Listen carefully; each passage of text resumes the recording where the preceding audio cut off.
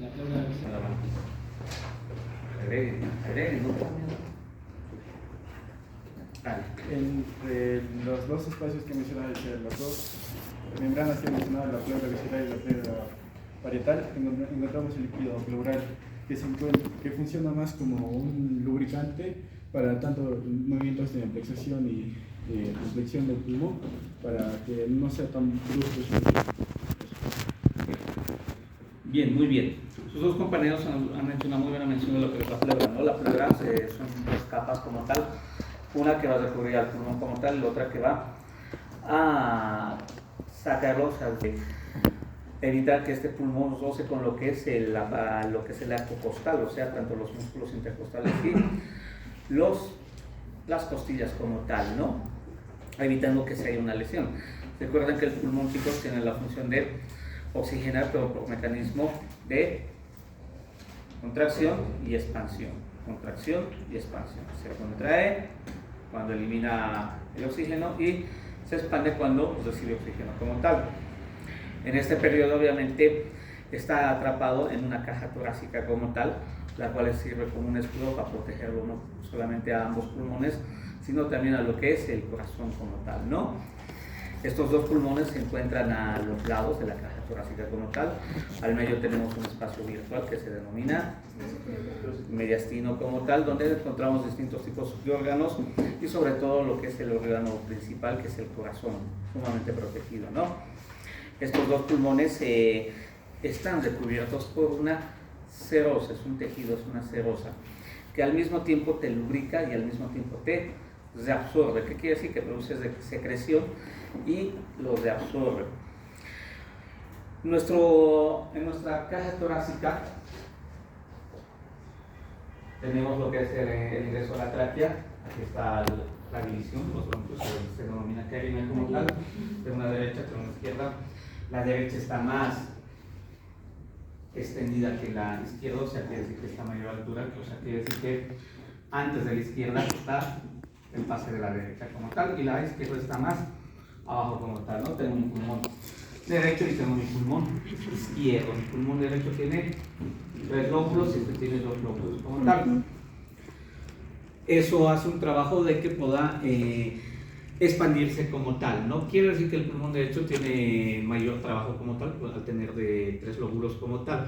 También quiere decir que es el que sufre mayor consecuencia en muchas alteraciones fisiopatológicas, que no solamente es respiratoria, sino de vía metabólica como tal. En la caja torácica no solamente está lo que es la vía respiratoria y obviamente el corazón. Ahí también desemboca algo bien importante que se denomina el drenaje linfático.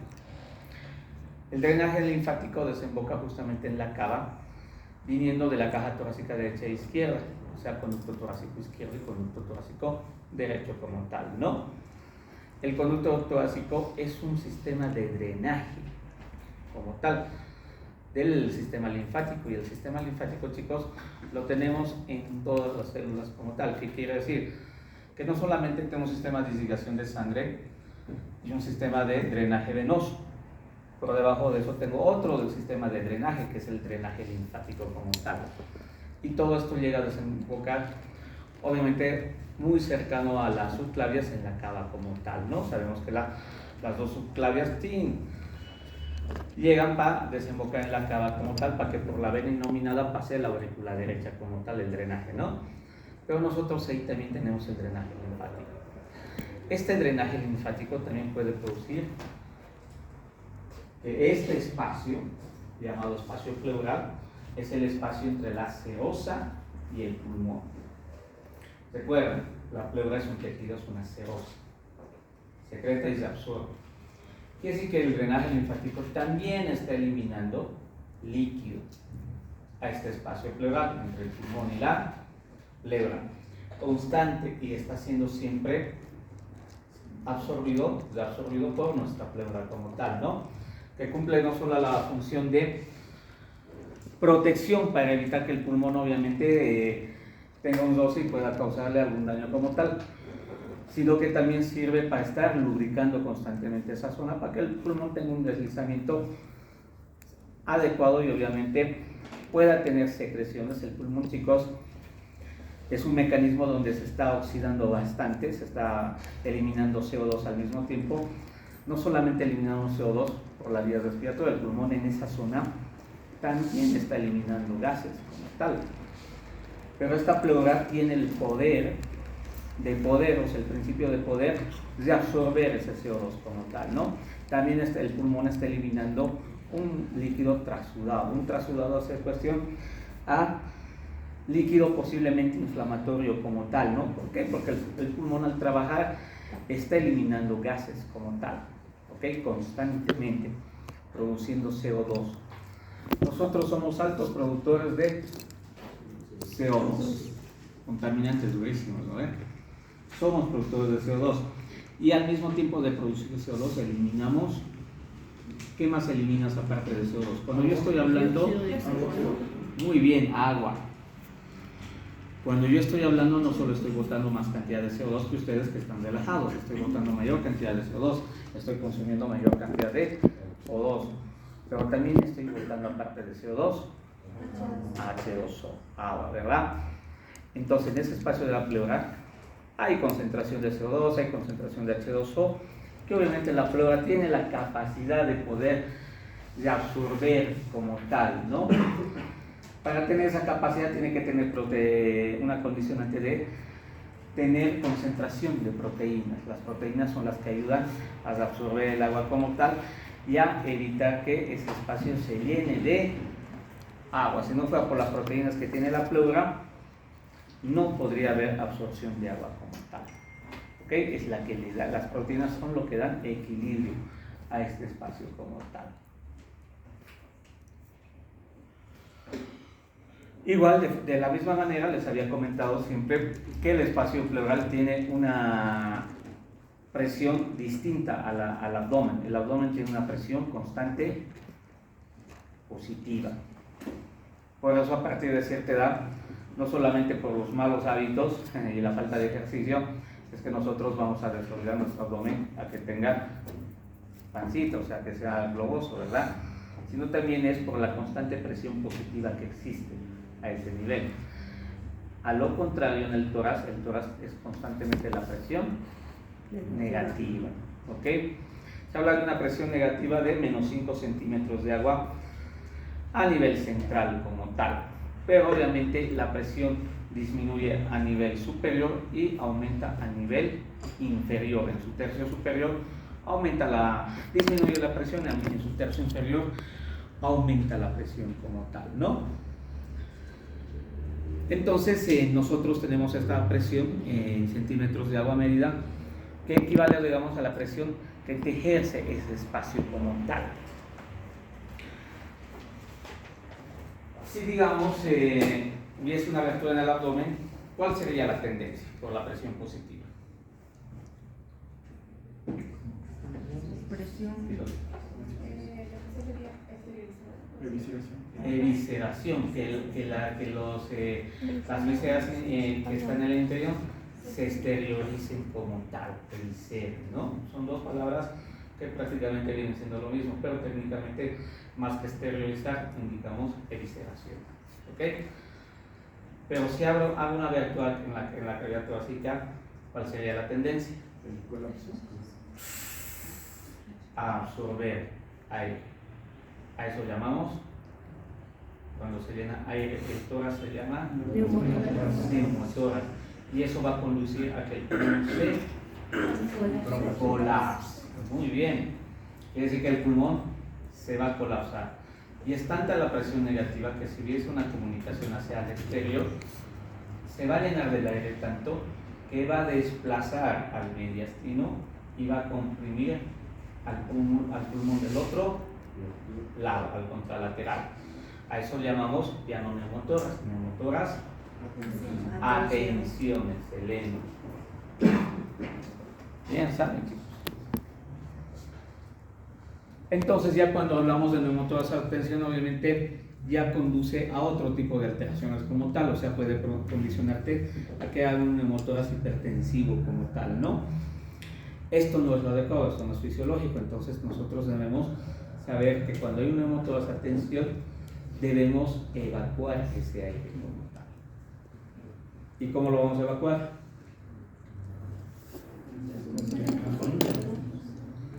Con la Un drenaje, pulsión. pero ¿qué cualidades debería tener ese drenaje?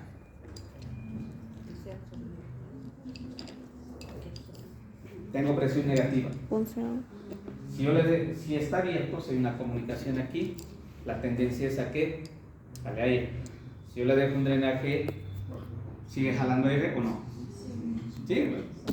Entonces, ¿qué debo hacer para contrarrestar esto? ¿Alguna tipo de máquina que tenga como un método de aspiración? Podrías aspirarlo, le sacas eso, pero vuelve otra vez a chuparte. Y no puedes dejar a alguien con una presión constante. No se pide tener como un tipo de seguro. Entonces lo que yo tengo que hacer es jugarme y usar un mecanismo de presión. Si esta es presión negativa constante, algo que sea presión positiva. No, negativa. Para contrarrestar. Porque si es presión positiva, más bien va a dispararte más. Pero tengo que crear un dispositivo que tenga presión negativa como tal. En las imágenes pueden identificar lo que es un neumotórax. Como yo sé que es un neumotórax y como sé que no es. En esta imagen la vamos a ver.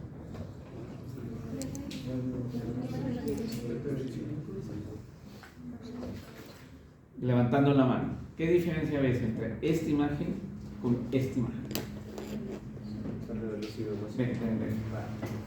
Ven. Radio Paz. Está bien lo que. Cuidanos al vago, viejo. Está bien, dale. Está más oscuro por la presencia de aire. Por eso. Ya, es radiolúcido, pero ¿cuál es la diferencia con el otro lado? Es por, no se ven tanto las estructuras como la trama vascular. Ah, muy bien. Entonces, siéntate, está muy bien. Perfecto. Aquí yo veo negro. ¿Por qué? Porque el pulmón tiene oxígeno y se ve ¿qué color? Negro. El aire se ve negro. En cualquier cavidad el aire se ve negro. Aquí yo veo negro.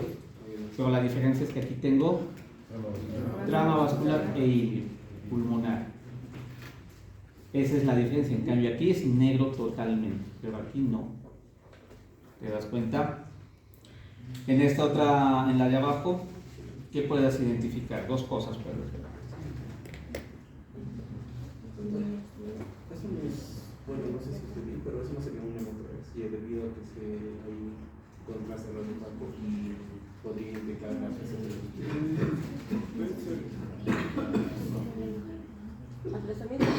de diafragma. Ok. Cuando nosotros identificamos una placa de tórax, vamos a recordar bien rápido cómo sale una placa de tórax normal. Vamos siempre de adentro hacia afuera. Primero tenemos que identificar si está bien penetrada. Bien penetrada quiere decir que mi columna no se debe ver hasta la séptima o séptima cervical como tal. Lo de abajo ya no debe verse como tal. Eso se llama si está bien penetrada. Bien centrada quiere decir que las escápulas estén a un mismo nivel como tal. Ok, después voy viendo de externo a interno como tal. Identificar un tipo de lesiones en piel y partes blandas como tal. Al mismo tiempo también puedo identificar si una placa corresponde a un sexo masculino o una placa corresponde al sexo femenino, porque generalmente en esta zona se pinta una posificación densa, que son las glándulas mamarias como tal. ¿Ok? Después de eso tengo que identificar obviamente La silueta cardíaca. los campos pulmonares como tal, que se identifique que sean lúcidos pero con trama vascular como tal, y que los arcos costales sean rectos, o sea, hagan un arco como tal, que no estén rectificados. Rectificados quiere decir que o la placa se la han tomado a la inversa, porque esta es una placa postero-anterior. Si es antero-posterior, se debe ver los arcos costales semi-rectificados como tal. La antero-posterior, chicos, sirve para identificar fracturas costales, o sea, es más para tejido óseo. Y la PA de todas es para identificar contenido como tal. ¿Ok? Esa es la diferencia. Entonces, cuando tú pides una placa para ver pulmones, vas a pedir una PA de tórax. Excelente. ¿Quieres ver fracturas? Vas a buscar una Perfecto. ¿Ok? 2. Veo los campos pulmonares, tiene trama vascular y tengo que identificar si hay ángulo costodiafragmático bien definido como tal. Y voy yendo hacia adentro y voy a identificar silueta cardíaca como tal con los botones respectivos, obviamente, para identificar que estamos en una placa de acorde como tal, ¿no? La placa de tórax y la PA no solamente me sirve para campos pulmonares, sino también para ver silueta cardíaca y medir índice de masa. ¿No les han enseñado? Índice de masa cardíaca como tal. ¿Ok? Puedo identificar, obviamente, en esta placa lesiones de piel y partes blandas, protrusiones, alteraciones en los arcos costales. La única condicionante en una PA que tengas arcos costales rectificados son procesos pulmonares obstructivos. Ejemplo, otro, muy bien. Asma, muy bien. No, el enfisema es una comunicación entre, es una fístula, pero que va hacia la piel. Ya te voy a explicar cuándo se va a formar un enfisema, ahorita vamos a ver. ¿Listo? No de certificación de arcos costales. ¿Ves? Todo esto, trama vascular incrementada e incluso empiezas a ver bosamiento. Esta es una complicación en una neumonía donde, ¿qué les he dicho? El pulmón va a botar CO2 y va a botar agua constantemente. Pero en un proceso infeccioso ya va a botar más líquido inflamatorio en exceso, trasudado. Cuando no se haga tratamiento pasado el quinto día, porque en neumonía, en cuarto año, ustedes van a ver las fases de la neumonía, y las fases de la neumonía son 4. Una congestiva, hepatización roja, hepatización gris y necrosis como tal. Pasados los 7 días, cuando estás empezando a tener hepatización roja, ya el contenido que elimina el pulmón ya no es un trasudado, es un exudado y es un líquido contaminado. Pasados los 12 días ya no es un exudado, ya es un empiema, o sea, ya es pus directamente. Pasados los 14 días ese pulmón está necrosado. A eso tiene que ir a cirugía inmediatamente, a liberación de pulmón, porque el pulmón, como está necrosado, chicos, se llena de pus, fibrina, y la pleura ya no le sirve al pulmón para evitar contacto con el arco costal. ¿Qué va a pasar? Se va a pegar, se va a adherir. Y lo que hay que hacer es liberar ese pulmón como tal. Eso se llama atrapamiento pulmonar. ¿Listo? Entonces, en esta imagen tengo un deslame que no evidencio ángulo costodiafragmático, y al mismo tiempo veo negrito y sin. Este sí está complicado. Tiene un emo acompañado de un deslame. ¿Ok? Lograr. Ante la evidencia de un desame como tal, lo que se debe hacer inmediatamente es evidenciar qué tipo de desame es. Nosotros podemos tener distintos tipos de desames: un trasudado, un exudado, pus, se llama empiema en la cavidad torácica. Puedo tener quilotórax o puedo tener hemotórax. Hemotórax es sangre, perfecto. Quilotórax,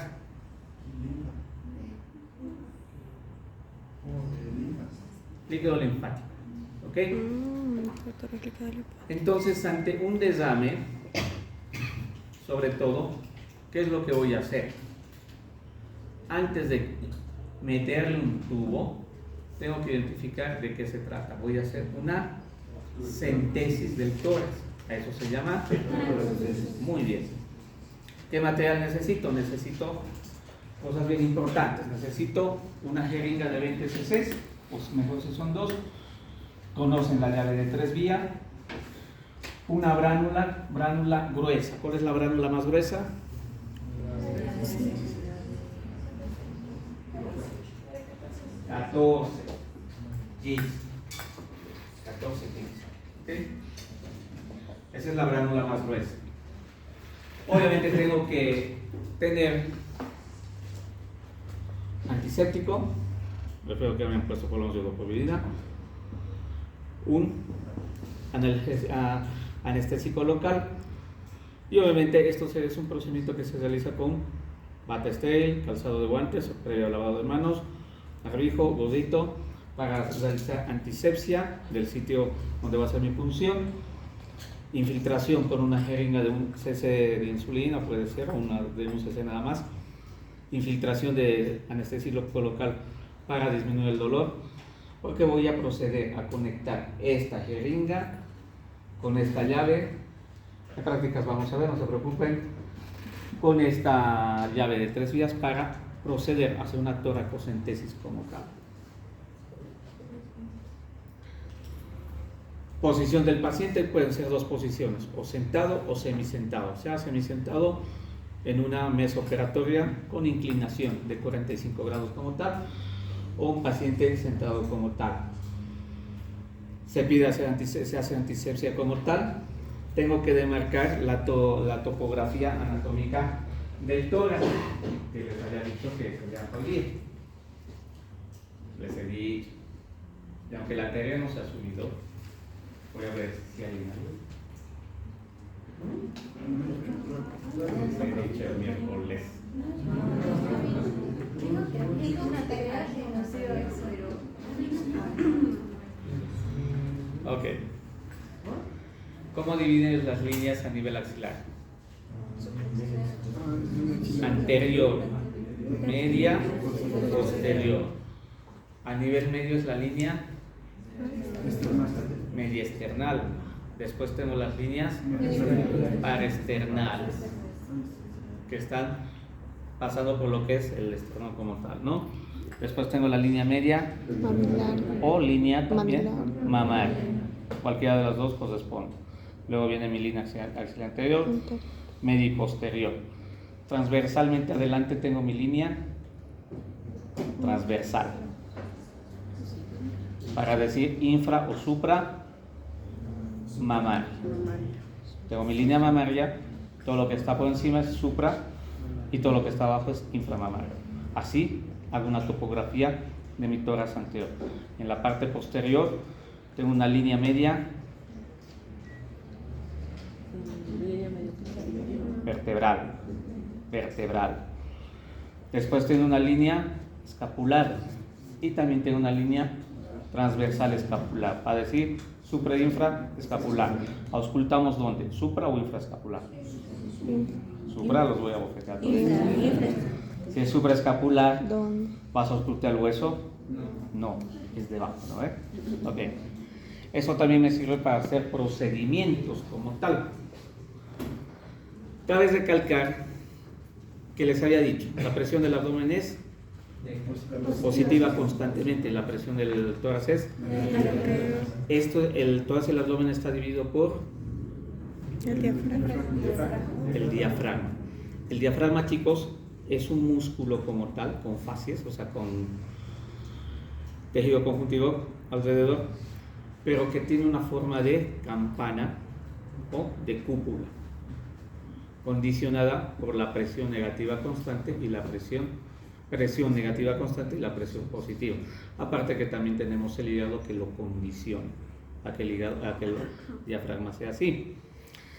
Las inserciones del diafragma se encuentran entre la décima primera y décima segunda y novena arco costal, pero el diafragma como tal, como está elevado, no está inserto ahí abajo, pero llega hasta la octava, fácilmente séptima espacio intercostal.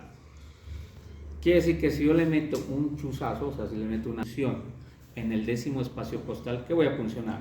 ¿Espacio pleural o espacio abdominal? Espacio abdominal, muy bien.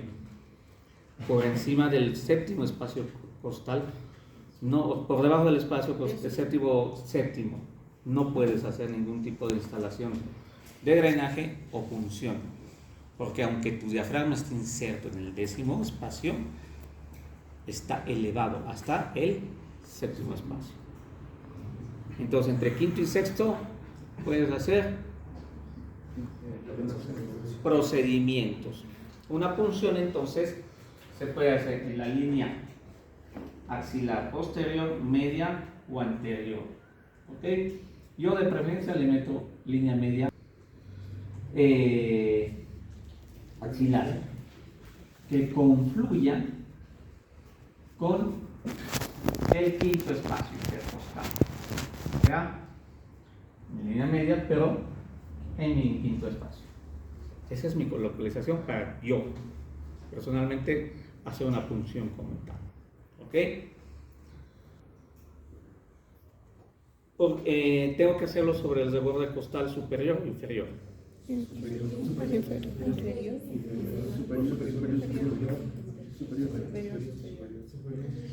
Superior. ¿Por qué? Para no dañar el paquete vascular nervioso. Sencillo. Eso les dan a preguntar en todo lado. Es pregunta de examen. A mí me parece, siempre me parece una pregunta media boba porque es muy fácil, pero es sentido común. Siempre por el reborde superior. Entonces tengo mi jeringa, mi llave de 3 vías y mi bránula como tal. Lo ideal después de la antisepsia es colocar siempre un campo fenestrado, se supone que debe estar con bata, esta no es fotomía obviamente, y hacer mi punción. La llave de 3 vías sirve para que cuando yo haga la punción, la llave de 3 vías cierro, puedo sacar la jeringa y no va a pasar aire de afuera hacia adentro, porque el tórax está haciendo presión negativa. Entonces, una vez que vuelvo a conectar mi jeringa, abro mi llave de 3 vías para que pase.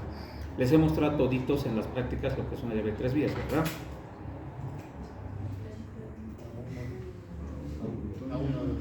Les voy a lanzar a los que no, a todo, ese es el primer semestre, cuando les he mostrado las bránulas como tal. Bueno, vamos a hacer un recuento después de todo lo que no han visto algunos, ¿ok?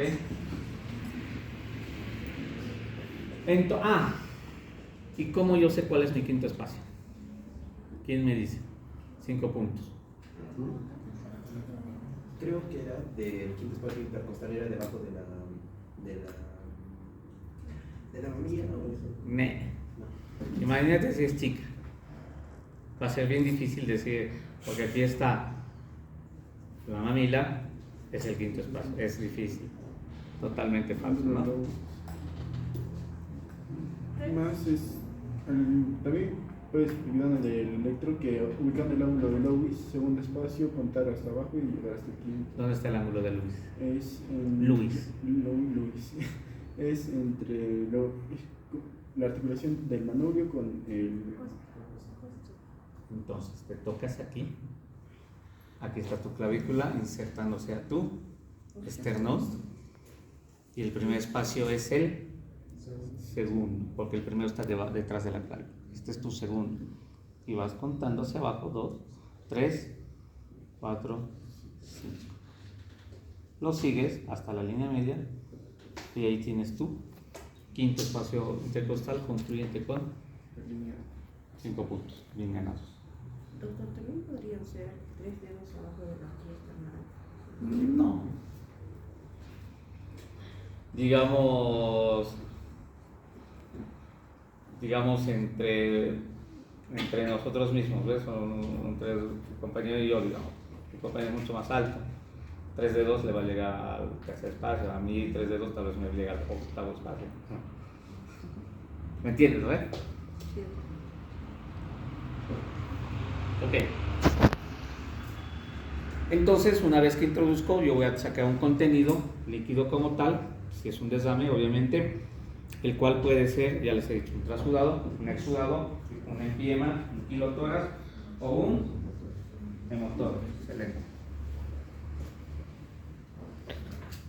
¿Qué voy a hacer con este líquido?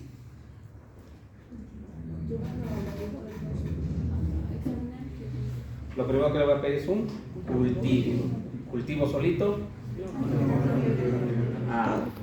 Cultivo y Antibiograma. Toda la vida tengo que hacer cultivo y antibiograma. Aquí tengo que hacer, ¿no? Cultivo y antibiograma.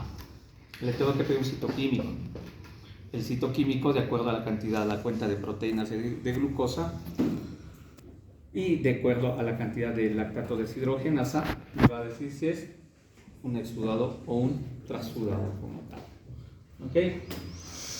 La adenosina minasa helada es para determinar una patología muy frecuente en nuestro medio, una patología endémica a nivel mundial. O sea, ¿qué es endémica? A nivel mundial, obviamente, ¿no? Es mucha redundancia, pero ¿qué patología es? ¿Ah? TB. El TB está, la TB, la tuberculosis obviamente está nuevamente reorganizándose y ya no es solo una enfermedad del tercer mundo, también es del primer mundo como tal. ¿Debido a qué? Por dos puntitos.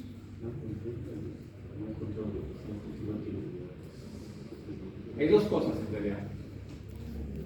No es una debida prevención y promoción. No. Atrás. ¿No sirve tomar para el tratamiento? No. Bueno, o sea, pero es otra cosa más. ¿Por qué no puedes recibir la inmunización de la tuberculosis?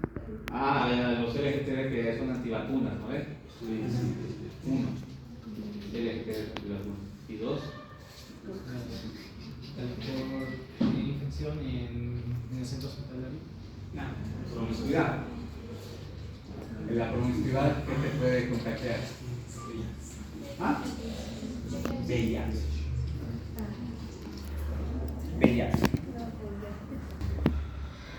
El VIH, chicos, obviamente es endémico igual. El VIH no te va a matar, sino te va a matar el descuido de que no te sepas cuidar si es un paciente VIH constante. ¿Ok?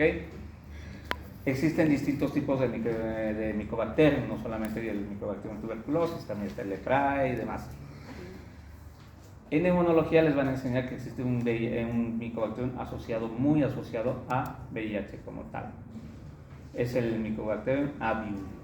Eso es pregunta de examen desde ciencia en cualquier parte del planeta. Porque uno tiene que saber. ¿Ok? Anotate, flaca. Eso no te lo van a hacer otros docentes. Entonces, ADA. En nuestra ADA se lo puede realizar en dos sitios, en lo que es INLASA al lado del Hospital del Niño, o lo que es el ADIS, que es un laboratorio especializado de la Facultad de Bioquímica de la Universidad Mayor de San Andrés, ¿no? Plexus es una de las pocas entidades privadas que cuenta con lo que es ADA como tal. Después no lo traen todos porque cuesta y no todo el mundo se hace en privado este tipo de estudio, porque obviamente este estudio te sale por salud pública gratuito en este país como tal, ¿no? El IGRA es otro tipo de reactante también que te sirve para buscar TB como tal, ¿ok? El ADA sale más rápido que el IGRA como tal, pero el IGRA tiene mayor sensibilidad. Uno es más rápido, pero el otro es más sensible. ¿Qué era sensibilidad y qué era especificidad? Esa es la pregunta.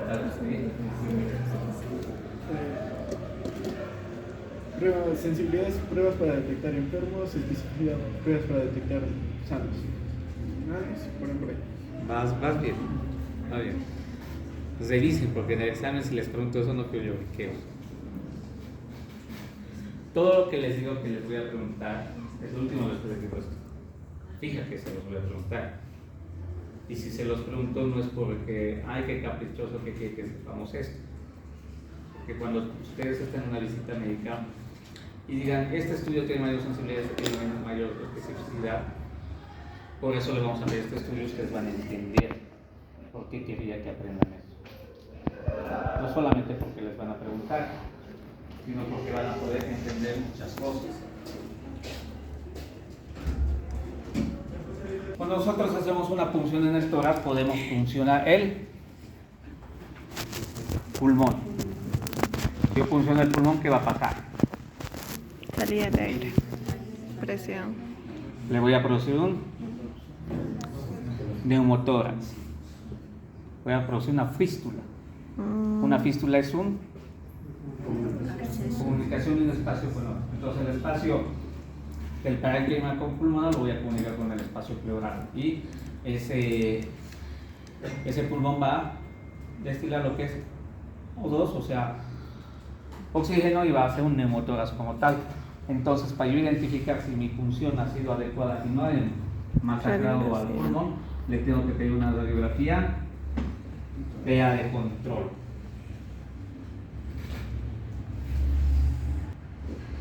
Entonces, el una toracocentesis, otra vez, es mi neumotórax, mi mayor complicación, ¿ok? Y la más frecuente como tal.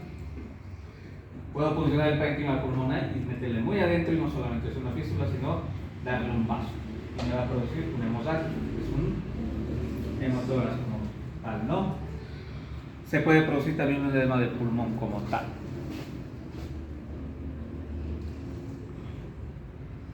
Entonces, le echo un neumotórax.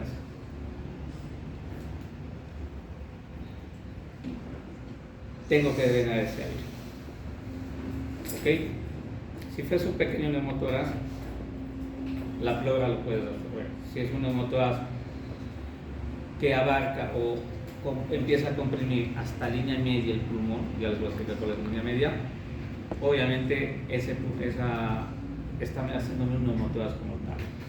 Si me desplaza el mediastino hacia el otro lado, o sea, el corazón ya sea muy a la izquierda, y es un neumotórax a tensión como tal, ¿no? Indicación de instalación de drenaje pleural. Wendy, que me quede bien. ¿A qué es Wendy? Súper bien. Recordarles a tus compañeros, por eso te escogió. Recordarles a tus compañeros que es un drenaje. Fuera. Es un instrumento médico Muy bien. elástico que se utiliza para drenar una sustancia del cuerpo, del interno al externo. Puede ser sangre, aire, edema, ya. Ha usado su sentido común más que su memoria. ¿No ven? Vean aquí, porque la imagen de adelante no está muy buena, ¿ok? Este es un drenaje pleural de los que tenemos aquí, ¿ok? Este drenaje pleural es un instrumento médico tubular, no muy flexible como tal, el cual sirve para drenar un contenido de una cavidad hacia el exterior como tal. En este caso está diseñado para drenar contenido del espacio pleural hacia el exterior como tal. Viene en distintas medidas, o sea, puede ser más largo y más grueso al mismo tiempo. Está medido en French también como tal, ¿no? Puede ser cortito para pacientes pequeñitos o largos para pacientes ya adultos, y el grueso también va a identificar a la edad del paciente como tal, ¿no? Tiene unos números que están medidos los centímetros de largo que tiene, para que nosotros hagamos una medición adecuada de cuánto le vamos a dejar de drenaje al paciente como tal. La parte que debe ingresar tiene unos orificios, a eso se llaman fenestras como tal, o sea que es un tubo fenestrado como tú lo mencionas. Tiene una línea azul o verde. ¿Alguien recuerda qué se llama esta línea? Zaité, muy bien, el Zaité, que es una línea translúcida. ¿Qué quiere decir translúcida? Que se va a ver en la placa de rayos X y vas a poder identificar hacia dónde está yendo tu tubo, cómo está tu tubo, pero tiene un lugar, la última fenestra está justamente, o sea, la última fenestra que debe ingresar a la cavidad pleural interrumpe el Zaité. ¿Para qué crees que sirve eso?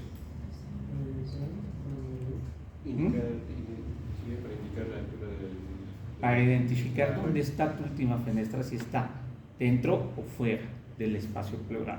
Puede estar fuera del espacio pleural y no lo veas aquí y no lo veas hacia afuera.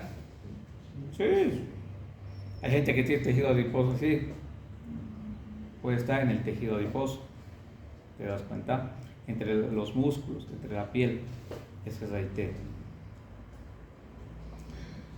También existen otros tubos, estos son una maravilla, esto es lo más increíble que hay, que vienen con una guía metálica en el interior. Quiere decir que aquí haces un trabajo mínimo y introduces e instalas este drenaje mucho más rápido, con mayor precisión y de forma más facilita. Estos te dan un poquito más de trabajo. Pero tenemos que conectarlos a una cámara de presión negativa para que contrarresten la presión negativa. Normalizamos en una presión negativa de reposo en menos 5 centímetros de agua como tal. Se ha comprobado que en un frasco de 1000 cc se deja destilada agua destilada, no se deja solución fisiológica, sino agua destilada, ¿ok? A 2 centímetros por encima de la base. O sea que el agua que vas a dejar aquí es 2 centímetros de esta base hacia arriba. La comunicación que baja del drenaje tiene que llegar hasta aquí, pero esta comunicación no tiene que tocar la base, sino que está a medio centímetro como tal, y tiene que tener otra comunicación aquí para que fugue. Es toda una presión negativa de entre 5 a menos 8 centímetros de agua. ¿Contrarresta? Contrarresta. ¿Ok? ¿Qué quiere decir? Que el pulmón no va a tener la fuerza suficiente para chuparte esta agua. Que esto va a contrarrestar y lo que tenga el pulmón va a caer hacia acá sin volver a ser revuelto. Y si es aire, por aquí se va a fugar. Va a ser burbujita y se fuga. Esto es un sello de agua como tal, ¿no? Es una cámara de recolección de contenedérito de drenaje pleural como tal, ¿no?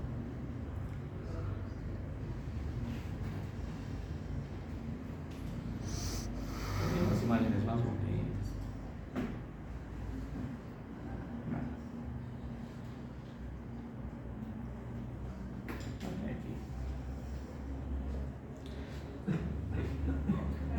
Línea axilar posterior, quinto espacio intercostal, no es porque esté en la mamila por si acaso. Se hace una pequeña incisión de 1 centímetro con una pinza Kelly, se divulsiona hasta llegar a los intercostales. Vamos a ver un video después. Y lo que se hace es meter a presión, o sea, perforar los intercostales y la pleura. Suena como si perforas una bolsa llena de aire. Y obviamente empieza a salir débito como tal. Y debes introducir rápidamente el drenaje pleural. En el caso de los que hemos visto de este lado, tienes que introducirlos rápidamente y tratar de que la punta del drenaje llegue hacia la parte de arriba del pulmón. A eso se llama el ápice pulmonar. Muy bien. Tienes que identificar que la última fenestra quede bien ingresada. Quinto espacio intercostal y el tejido cerebral subcutáneo, músculos, costilla, costilla, costilla, costilla, espacio pleural, instalación de drenaje en dirección hacia el ápice. Este es el drenaje. Estas cositas negras que vienen siendo fenestras. Esas fenestras deben quedar todas adentro. ¿Cómo sé cuál es la última fenestra? La que está interrumpiendo el raite.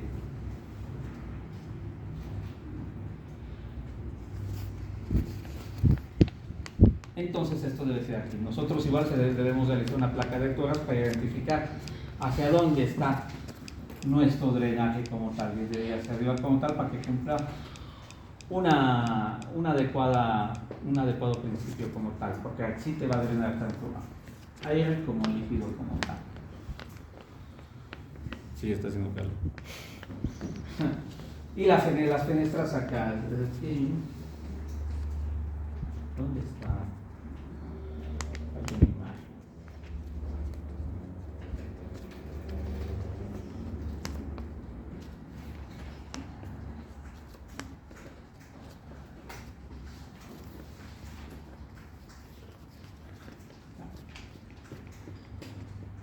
Bueno, imagen que después la voy a mostrar.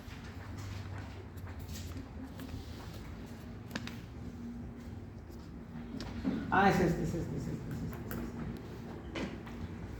¿Qué desarrollo ves en esta imagen? Ahí en el espacio, en el tejido. ¿Cómo sabes que se hay en el tejido? Porque son puntos oscuros en el tejido. O sea, ¿Qué ha pasado ahí? de ahí al tejido subcutáneo. Ya. Eso es un enfisema, muy bien. Se empieza a ir, no, ustedes son muy jóvenes para esos ejemplos. Claro, ustedes no han visto el fantasma de los cazafantasmas, ¿no ves? El blanquito. No las Spider. No me acuerdo qué se llama. El muñequito de los cazafantasmas es una bola así. De los neumáticos de la Goodyear hay un muñequito que es así de igual lleno. La persona, muchachos, la persona a la que le pasa un enfisema se infla así. Y ese enfisema empieza a ir hacia arriba. Puede producir obstrucción de la vía aérea como tal. Esa es la peor complicación. Entonces, cuando evidenciamos que hay una posible enfisema, tenemos que recolocar el tubo como tal. Lo adecuado no es introducirlo, es cambiar de tubo. ¿Ok? Introducirlo, ¿por qué? Porque la parte que queda afuera va a ingresar y puede que esa zona ya esté, si estaba hacia afuera y no contaminada. Sencillo. ¿Ok? Entonces, es cuidado de identificar un enfisema como tal. Porque obviamente, si te llega a la vía cervical, a la región cervical, te puede comprimir la vía aérea como tal. Neumotórax. Ya más o menos entiendes lo que es el derrame. El neumotórax obviamente puede tener distintos tipos de causas. Yo también me estoy cocinando en mi propio jugo. Puede ser causas iatrogénicas, ejemplo, una causa iatrogénica, una causa que alguien produzca un neumotórax.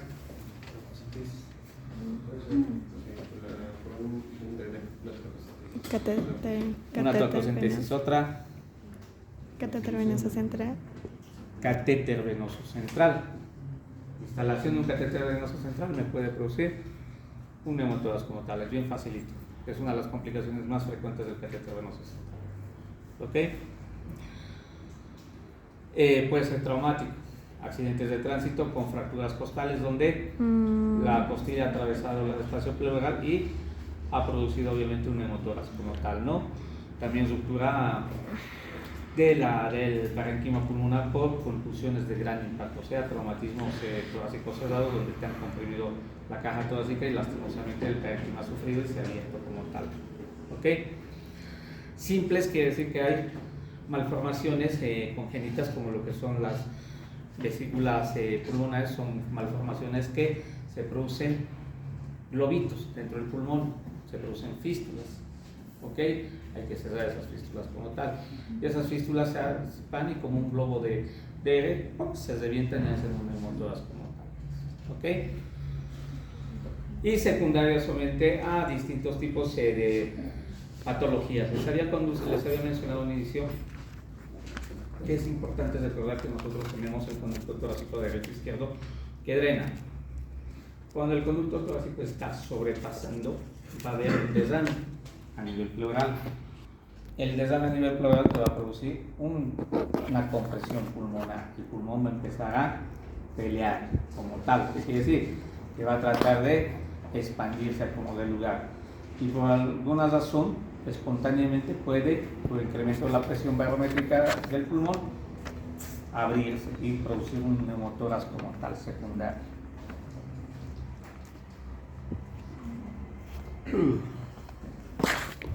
Aquí hay las causas secundarias solamente y las técnicas como tal, ¿no? Lo voy a pasar tranquilo. Hoy día no les iba a pasar diapositivas, porque como la mayoría no quería venir, y aunque la mayoría, al que muchos están durmiendo ahí, y otros están jugando allá atrás. No me mires, yo también quiero irme a mi casa, es viernes, y mi cuerpo lo sabe. Pero estoy desde las 7:30 y he empezado a trabajar en esta universidad a las 7:30. Mi deseo no era empezar a trabajar aquí y terminar aquí. Sí. Pero les debo una clase y se las tengo que pagar. ¿Por qué se las pago? Porque a ustedes pagan para que yo les enseñe. No pagan la clase para que yo les suspenda la clase. Esa es mi responsabilidad al contrato que yo firmo. Porque si me descuentan una clase, un taxi menos en mi día. O sea, no es